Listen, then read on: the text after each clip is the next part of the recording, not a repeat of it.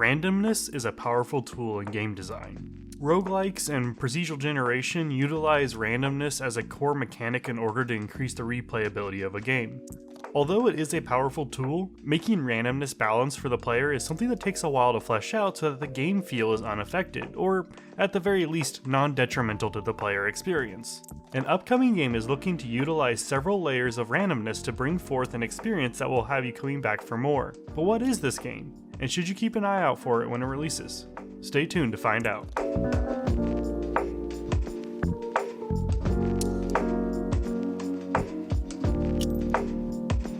Developed by Stormteller Games and published by Thunderful Publishing, whose other works include the SteamWorld games alongside the upcoming game Replaced, Lost in Random: The Eternal Die is an upcoming action roguelite akin to the massively successful game Hades.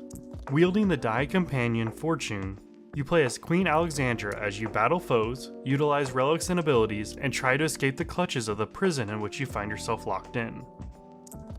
Set after the events of the first game in the series, The Eternal Die doesn't require you to have experience in the world as it sets the stage rather quickly and catches you up on who is who. However, it doesn't hurt to give the first game a chance as it has pretty solid reviews. That being said, the gameplay of the sequel is vastly different, with randomness and your ability to manage it being one of the key aspects.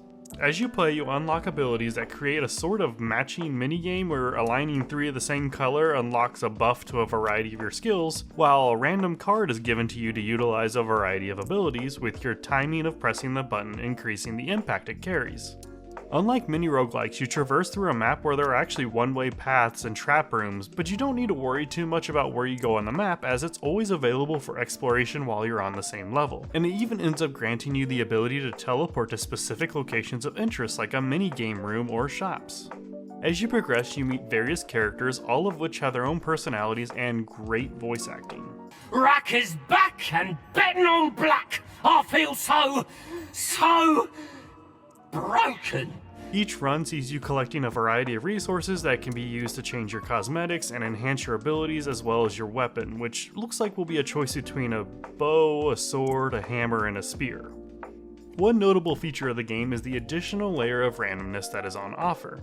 The boss you're able to reach in the demo is actually a cycle between a couple sets of armor, so it kinda keeps things fresh when you approach it, while the die that you wield adds more complexity to the power-ups you choose. With each toss, you damage enemy units within the landing area, but the resulting number of the die toss will determine not only the damage capability, but also the combining of power-ups that can do anything from sending projectiles to applying status effects to enemies.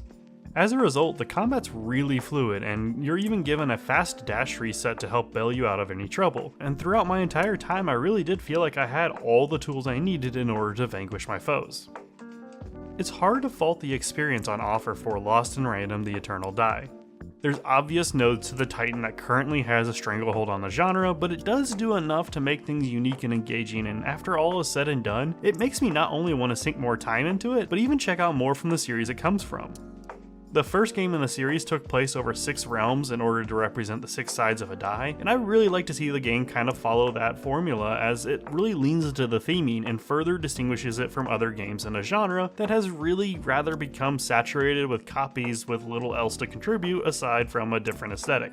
This would normally not be a game I would cover since there's not really an official release date, but it felt like a game that could potentially be slept on by many. So if this is something that interests you, check out the demo. But with that, that'll be it for this video. I hope you have a great rest of your day, and as always, be kind to one another. Come here, girl, and accept your punishment!